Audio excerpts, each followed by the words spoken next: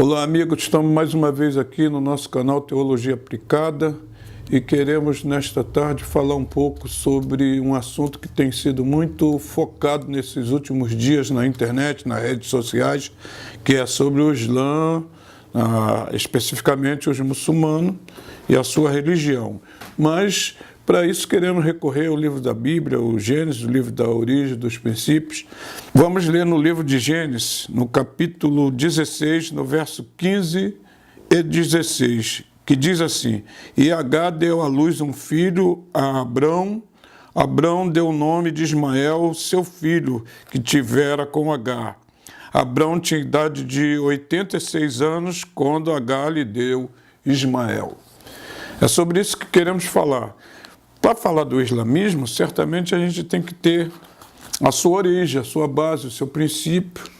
E o seu princípio está focado em Ismael, na própria Bíblia Sagrada, porque o islamismo, junto com o judaísmo e o cristianismo, são as três maiores religiões do mundo, embora o Islã tenha sido a bebê das religiões, né? Sua origem é datada no século VI depois de Cristo, da era cristã, né? Na verdade, então, bem pouco tempo, 1400 e poucos anos de fundação dessa religião, uma das religiões mais novas mundialmente. Mas ela tem sido focada nesses últimos dias, como eu tenho dito, e isso tem feito com que a gente mereça uma atenção um pouco especial. Bem, eu me reporto à fundação do Islã desde o princípio. Eu tenho que pautar o texto que li, o texto de Gênesis, que é o nascimento de Ismael, o primeiro filho de Abraão, com a escrava egípcia Agar. Bom, e segundo a tradição, esse filho de Abraão é o pai dos árabes e, consequentemente, da onde se originou os muçulmanos, o islamismo, a religião oficial, que tem sido focado nesses últimos dias.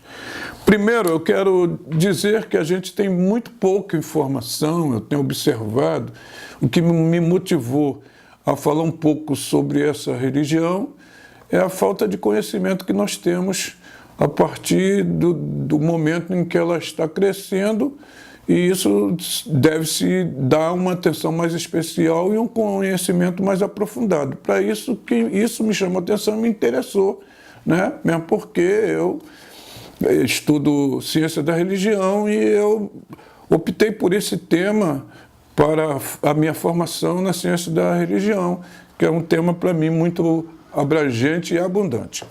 Bom, como eu disse inicialmente, eu me reporto ao Islã, ao nascimento do Islã, ao filho de Abrão com Agar, Ismael, mesmo porque esse é o fundador do mundo árabe.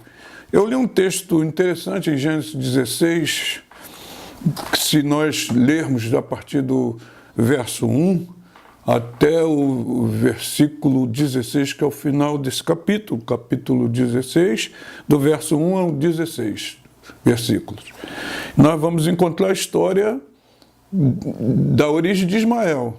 Ismael nasceu de uma relação de Abraão, como disse, com Agar, amando de Sara, porque todo mundo conhece a história do grande patriarca Abrão, anteriormente Abrão, posteriormente Abraão, e ele não tinha filho. Havia uma preocupação, Deus já tinha prometido, mas havia uma preocupação em Sara muito grande, por já ser muito velho, Abraão com 86 anos, e ela ofereceu a Abraão para que tivesse um filho com a sua escrava que ela trouxe do Egito. E o fato ocorreu, consequentemente, Abraão aceitou esse momento crucial da sua vida, já estava velho, 86 anos, e ele aceitou aquilo que Sara tinha lhe dito. E ocorrendo isso, Agar engravidou. Mas Agar, ao engravidar, ela passou a desprezar a sua senhora pelo fato de ter engravidado, né? como acontecera também posteriormente com Penina, Eucana e Ana, a história que todo mundo conhece. Após esse período que Agar engravidou, ao desprezar sua senhora, certamente alguma coisa ela deve ter feito, falado, enfim, em tom pejorativo, e ela foi altamente fustigada pela sua senhora e ela resolveu fugir por não aguentar a pressão que Sara colocara sobre ela após o momento dela ter engravidado e ter resolvido desafiar sua patroa. E ela, quando fugiu, e ela foi errante, grávida, não aguentou a pressão, e o anjo do Senhor, a Bíblia vai relatar nesse capítulo, que o anjo do Senhor apareceu para ela pela primeira vez, ela tendo fugido da sua senhora, e disse para que ela tivesse que retornar, para que ela retornasse ao lugar de origem, onde estava com a sua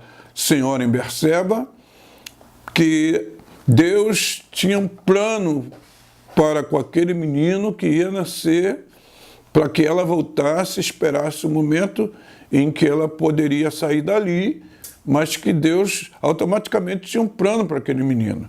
E uma das profecias que Deus disse para Agar me chamou muita atenção, porque Deus disse para Agar que ele abençoaria aquela gestação e, consequentemente, aquele filho que nasceria, e que ele seria grande, seria um homem poderosíssimo, mas que haveria de ter uma questão que me chama bastante atenção. Deus disse que aquele menino seria como um jumento selvagem, como um animal selvagem, como um jumento, certamente que daria coice para todo quanto é lado, e que a mão dele seria contra a mão de todos, e a mão de todos seria contra ele. Esse fato me chama atenção, porque é justamente o que acontece hoje com os muçulmanos.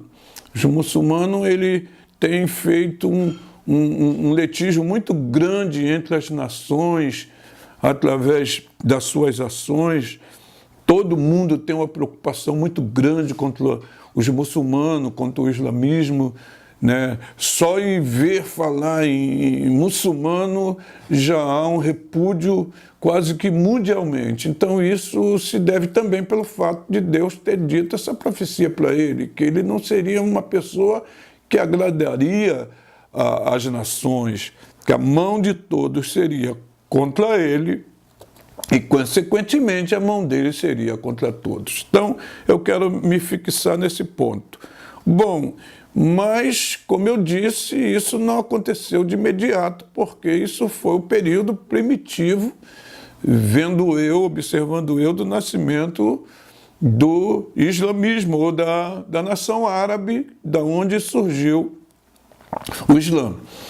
Bom, como eu disse, o Islã ele aconteceu no VI século, por volta do ano 570, com o nascimento de um homem chamado, que nós conhecemos como Maomé. Originalmente, seu nome em árabe é Muhammad, mas nós conhecemos como Maomé. Quem foi Maomé? Preciso partir desse princípio. Maomé foi um cidadão comum da Arábia Saudita, principalmente da cidade de Meca, nascido ali, uma cidade que até então não tinha mais como um berço primitivo do seu ancestral Ismael, pois Ismael ele seguiu o mesmo caminho do seu pai Abraão, embora saísse da sua casa, fora expulso por Sara e, juntamente com a sua mãe, se estabeleceu no deserto de Sur, e ali cresceu. Sua mãe foi buscar uma esposa para ele no Egito, e ele viveu na região do deserto e ali habitou, fundou seu clã, suas tribos, seus filhos, seus príncipes, e se estabeleceu ali. Então, na verdade, quando Maomé nasceu, os anos já tinham se passado. Ele nasceu no ano 570 da era cristã. E como Ismael era um monoteísta, cria num Deus, do Deus do seu pai, né, que na verdade ele chama na língua árabe de Alá, né, segundo o conceito do islamismo, Alá é Deus, o mesmo Deus do judaísmo, né, Jeová.